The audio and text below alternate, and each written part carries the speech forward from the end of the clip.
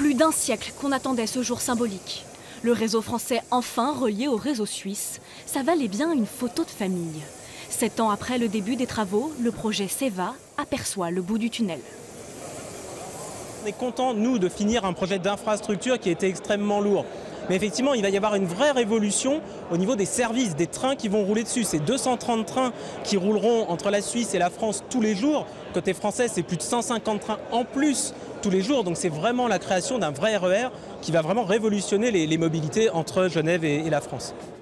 16 km de voies nouvelles qui donnent accès à 230 km de lignes de chaque côté du lac Léman. Plus de 50 000 voyageurs quotidiens, sauf que ce RER-là franchit la frontière plusieurs fois par jour. Pour les douanes françaises, c'est un nouveau flux à surveiller.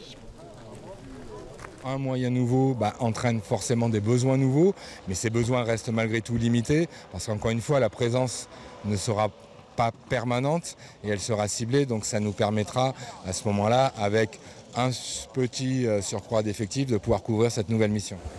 Et à moyen constant, a priori, car le budget du Léman Express est serré, très serré, mais il a été respecté à quelques dizaines de millions près.